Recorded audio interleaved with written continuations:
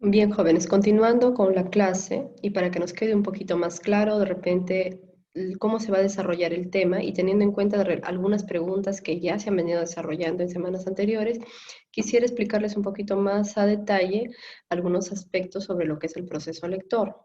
Para ello voy a compartir la pantalla y vamos a trabajar con las siguientes diapositivas.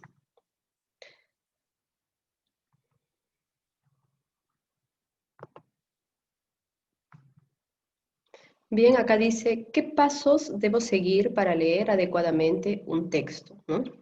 Y ahí un texto y nuestro amigo que está ahí en las diapositivas nos dice que existe un proceso lector.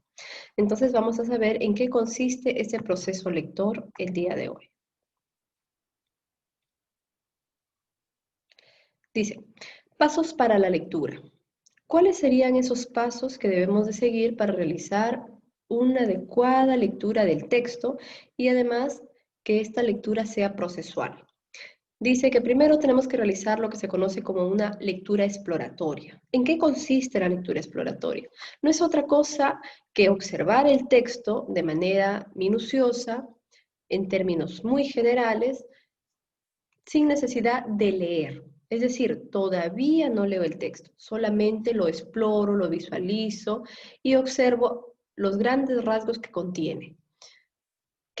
¿Para qué me va a servir básicamente esta lectura? Me va a servir para identificar el tipo de texto según su forma, es decir, cuando yo visualizo el texto y lo exploro, lo analizo, identifico los elementos que lo constituyen en términos generales, voy a tener una percepción de qué tipo de texto es según su formato textual o según su forma.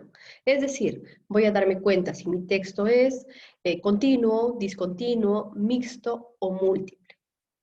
A su vez, ¿para qué me va a servir también esta lectura exploratoria?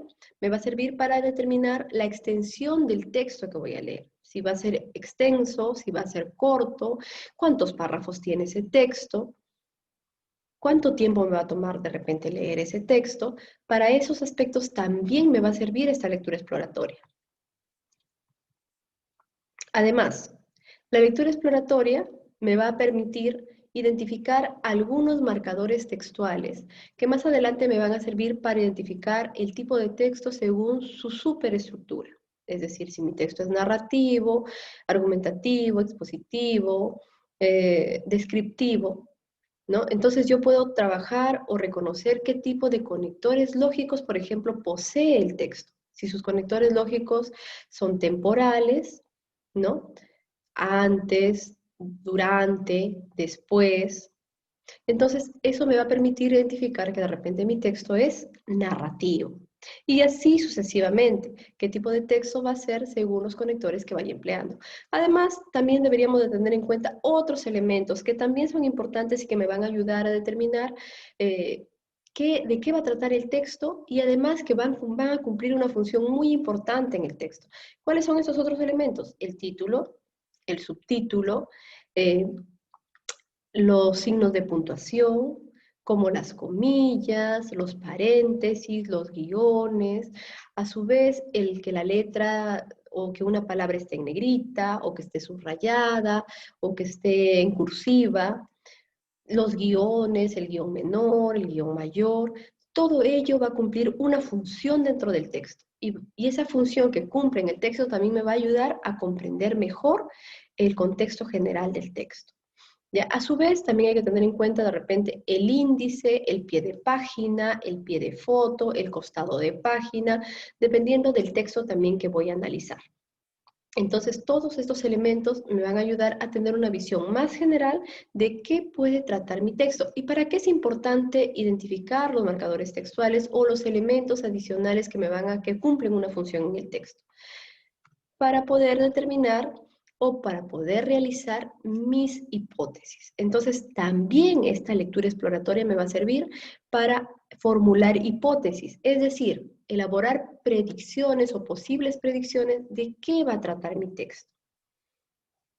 Además, me permitirá también establecer cuál va a ser el propósito con el cual yo voy a leer el texto y me va a determinar el tiempo en el cual lo voy a hacer y la intención con la cual voy a leer ese texto. Ese sería el paso 1. Entonces, en el paso 1, recordemos, vamos a tener en cuenta, me va a servir para identificar el tipo de texto según su formato, para identificar la extensión que tiene el texto, qué marcadores textuales tiene o qué elementos lo constituyen, y a su vez también me va a servir para formular hipótesis o predicciones a la lectura. Y ustedes se dirán, ¿será importante elaborar predicciones para la lectura? Sí, jóvenes, porque eso también me va a ayudar a determinar cuánto conozco del tema. De repente es un tema muy conocido, por ejemplo, la contaminación ambiental. Casi todos sabemos en qué consiste la contaminación ambiental, incluso sabemos los tipos de contaminación ambiental que existen, pero de repente me toca otro tema que poco lo conozco, como por ejemplo la eutanasia. Y ustedes me dirán, pero profesora, ¿qué es la eutanasia? Ah, pues muy bien, es un tema nuevo y para que tú lo puedas comprender tienes que leerlo y tienes que informarte de él.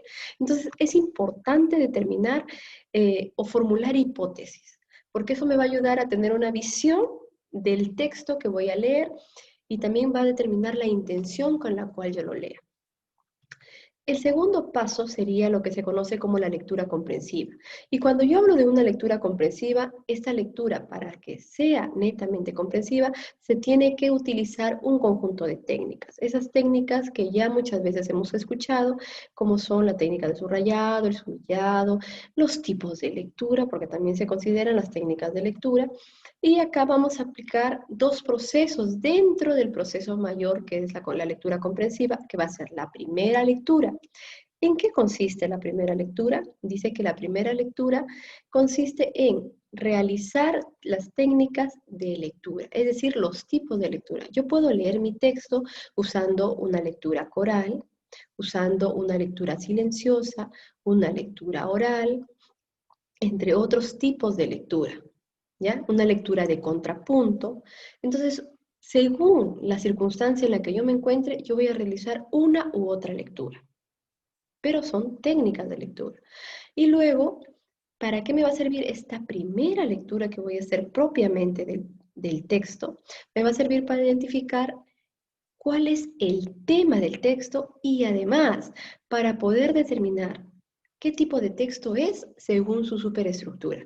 ¿Se acuerdan que en el anterior yo sabía qué tipo de texto era según su forma? ¿Por qué? Porque me bastaba solo observarlo para determinar si era múltiple, discontinuo, mixto, pero en este caso no. En este caso yo tengo que leer el texto y después de leerlo recién me voy a poder dar cuenta si mi texto es narrativo, expositivo, argumentativo o descriptivo.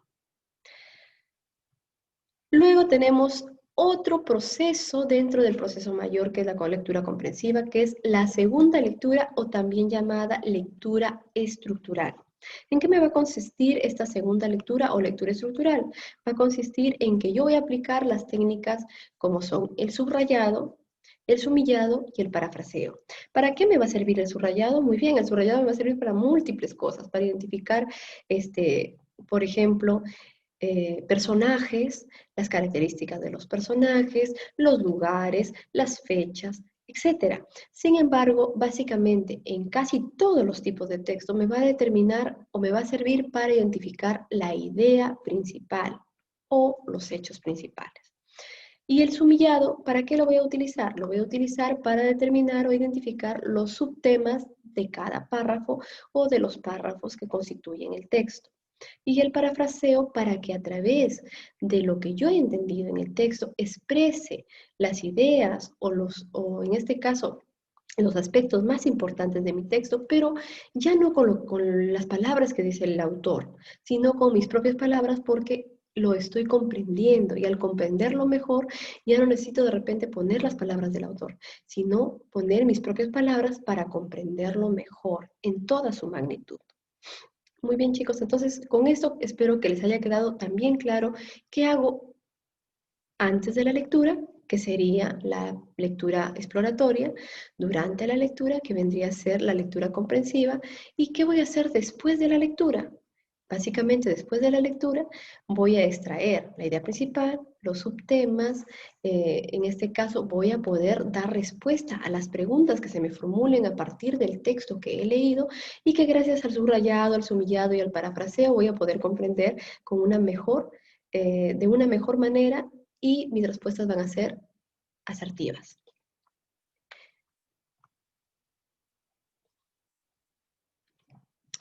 Algo que también quisiera agregar, ya porque ese es el tema que de repente se está trabajando en esta clase, es la aplicación de la macrorregla de la supresión.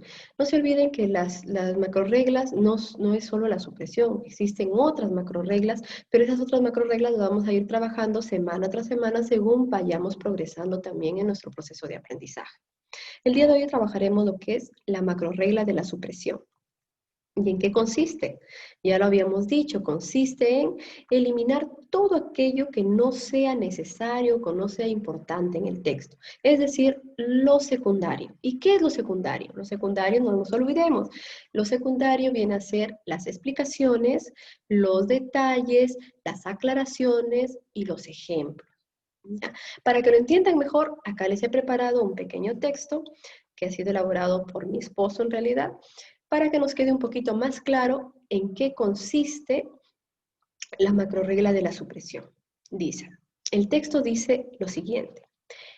Elvira es una estudiante muy responsable con sus tareas escolares y tiene una forma muy propia para organizar sus quehaceres del hogar, que la hace ser una persona de especial virtud.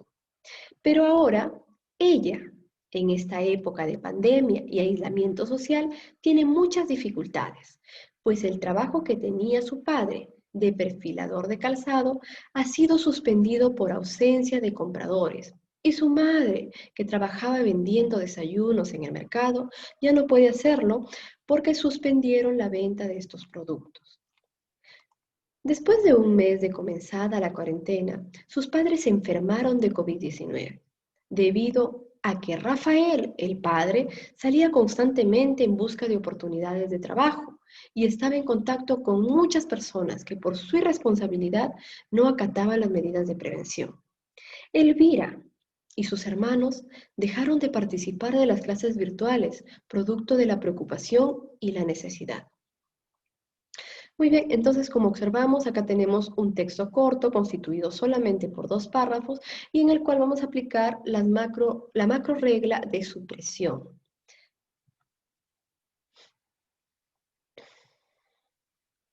Para que nos quede un poquito más claro, ¿no? Ahora aplicamos la macro regla de supresión. Dice, Elvira es una estudiante muy responsable. Eso es un elemento muy importante, me está diciendo cómo es Elvira. Sin embargo, luego me dice, es muy responsable, ¿pero con qué? Con sus tareas escolares. Tiene una forma propia para organizar los quehaceres del hogar, que no es otra cosa que Elvira es muy responsable. O sea, no solamente es responsable con sus tareas escolares, sino que también es responsable con las tareas del hogar. Por lo tanto, ¿qué es lo más importante ahí? ¿Y qué es lo que voy a suprimir? En este caso, lo que voy a suprimir es con sus tareas escolares y que tiene una forma muy propia para organizar los quehaceres del hogar. Algo que también tienen que tener en cuenta y que es bastante importante es que aquella información que va entre comas, por lo general viene a ser información secundaria. ¿Ya? ¿Por qué? Porque me está agregando información de algo que ha sido mencionado anteriormente. En este caso, Elvira es un estudiante muy responsable. ¿Y qué me dice después? Que es responsable, pero con las tareas escolares y en los quehaceres del hogar. Es decir, me está dando una explicación en qué es responsable Elvira. Luego dice que la hace ser una persona de especial virtud. Es decir, que el hecho de que ella es muy responsable la hace ser una persona de gran o de especial virtud. Por lo tanto, lo que viene no es otra cosa que una repetición de lo que ya se mencionó anteriormente. Por lo tanto, tampoco es importante y también lo voy a, en este caso, suprimir. Entonces, esa parte también se va. Pero ahora ella, en esta época de pandemia y aislamiento social, tiene muchas dificultades. Entonces, ¿algo se suprimirá acá? Sí, porque dice, pero ahora ella, ¿me están hablando de quién? De Elvira. ¿Pero qué me dicen además? En esta época de pandemia y de aislamiento social, ¿qué están haciendo? Están haciendo una aclaración, ¿verdad? En esta época de pandemia. No es en otro momento, es en esta época de pandemia y de aislamiento social.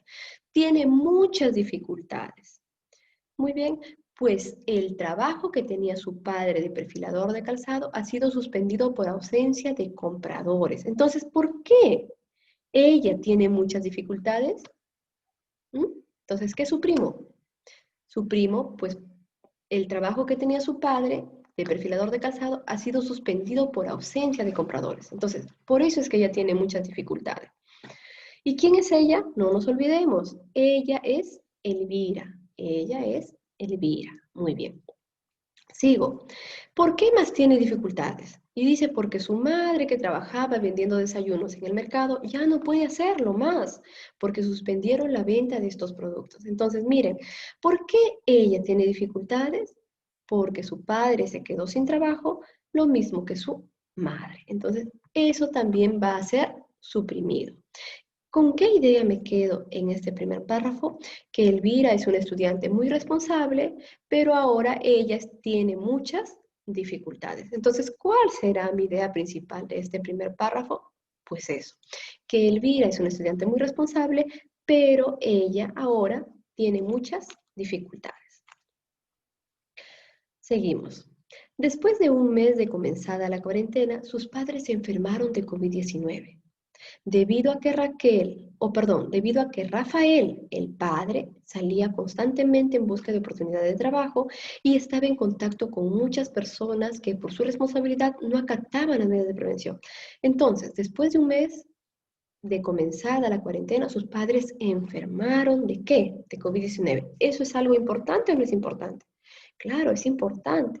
Entonces, ¿qué es lo que no es importante en esta parte? Pues vamos viendo.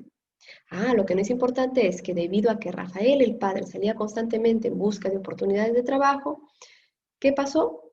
Enfermaron. ¿Qué está haciendo entonces? Me está explicando. Esa parte del texto me está explicando el por qué los padres se enfermaron. Por lo tanto, eso es secundario. Luego dice, y estaba en contacto con muchas personas que por su responsabilidad no acataban el medio de prevención. Entonces, ¿por qué más se enfermaron? No solamente porque salía el padre, sino porque además estaban en contacto con muchas personas que no acataban las medidas de prevención. Por último, me dice, Elvira y sus hermanos dejaron de participar de las clases virtuales, producto de la preocupación y la necesidad. Entonces, ¿qué voy a eliminar ahí? Muy bien, lo que voy a eliminar es ¿por qué dejaron de participar en las clases virtuales? Ahí está que lo explica, producto de la preocupación y la necesidad. ¿Cuál es la idea principal del segundo párrafo? Entonces, jóvenes, después de haber aplicado la macro regla de la supresión, la idea principal sería que después de un mes de comenzada la cuarentena, sus padres enfermaron de COVID-19 y Elvira y sus hermanos dejaron de participar de las clases virtuales. Muy bien, jóvenes, espero que con lo que acabo de explicarles les haya quedado mucho más claro en qué consiste la macroregla de supresión y que ustedes lo puedan aplicar de manera asertiva y oportuna y sobre todo adecuada al momento de realizar el análisis de los textos que han quedado ya para analizar en la semana número 18. Yo sé que de repente ustedes pueden hacerlo mucho mejor y espero tener muy buenos productos en esta semana. Entonces, jóvenes, me despido, les deseo un excelente día, un bendecido día y que sus trabajos y sus actividades las desarrollen con mucho éxito. Felicidades a todos.